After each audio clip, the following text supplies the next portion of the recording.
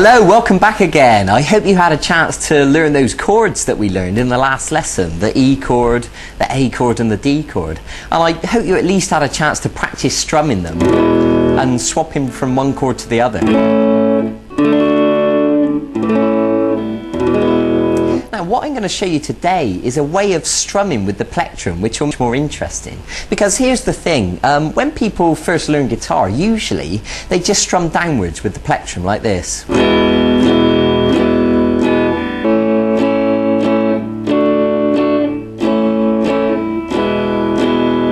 And that's okay, but after a while you'll find that that starts to sound quite boring. So what I want to do is give you a more interesting strumming pattern that will make it sound a lot more alive.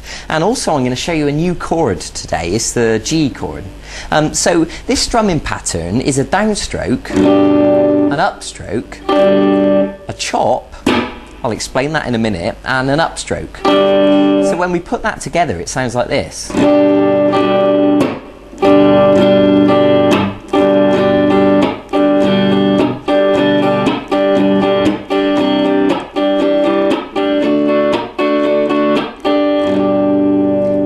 And you can see that it gives it a more interesting sound because the chop is quite percussive. To me it sounds a little bit like a drum kit when the drummer hits the snare, and especially if you're the sort of person that might be busking on your own or playing acoustic guitar, then it's really going to be useful for you to get used to this strumming pattern, and it will make your playing sound much better.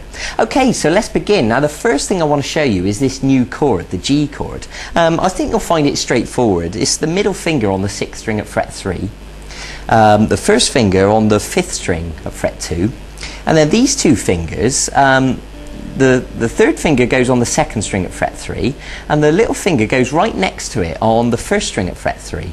So if you just want to look at that chord diagram next to me, just to clarify what those notes are, and you're going to use the plectrum to strum all the strings. Now you should know by now, if you remember me telling you in the last lesson, that you should be arching these fingers up and there should be plenty of space underneath, and you should be holding down with lots of pressure, and the back of the finger shouldn't be accidentally touching the string behind it, so that when you strum all the notes it should sound like this.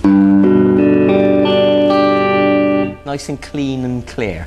So if you need to practice that for a second, by all means pause the video and just make sure you got that right. So this strumming pattern, so we're going to strum downwards and then upwards, and then we're going to do this chop. Right, so let me explain that now. Now what the chop is we're going to use the palm of our hand to touch all the strings like this.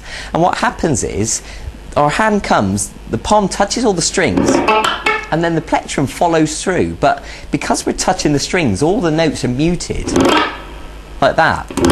Now you shouldn't be able to hear any notes at all. If you can hear anything like that, then you need to make sure you're holding down on those strings with more pressure, and they should be totally dead.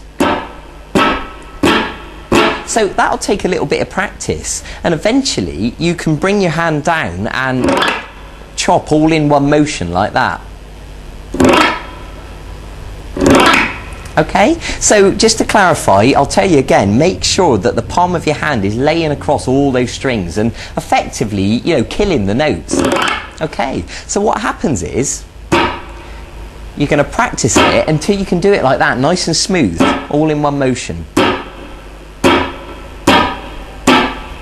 Okay, so that's the chop, that's how it works. So when we put that into the strumming pattern, we're going to go down, up, chop, and then up again. So it'll sound like this.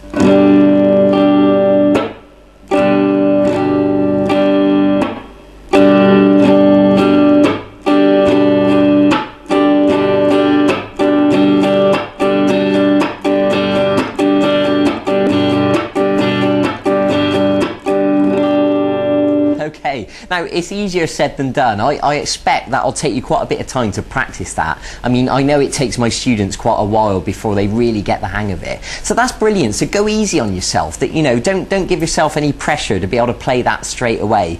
Be patient with yourself. Stop the video. In fact, watch the video several times if you need to. That's fine.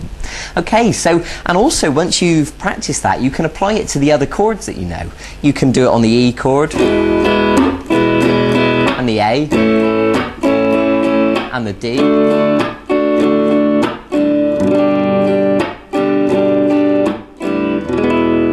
And you're at a stage now that you can start experimenting with these chords, and you can begin to, you know, create your own sequences and start writing your own songs. And as you learn more and more chords, then you'll be able to write more and more interesting songs.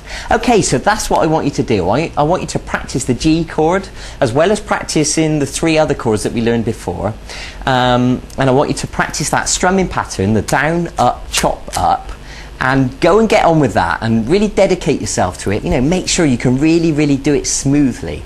Okay, and I'll see you in a few days for the next segment of this e-course. We're going to learn something a little bit different. We're going to move away from chords, and we're going to learn what's called the blues scale. And I'm going to begin to teach you how to improvise. So it's all going to get more exciting from here on in. So thanks for joining me. Go and get on with that. Go and begin practicing right now. And also, if you want to go and look at the website and check out the archive and see if there's any songs you want to learn, because if you're brave enough to sort of, you know, go and tackle those now, then that would be brilliant, and you can start to build a repertoire of songs that you can play to people, you know, play at parties or whatever. So thanks for joining me. I'll see you in a few days for the next segment of this course. Bye bye.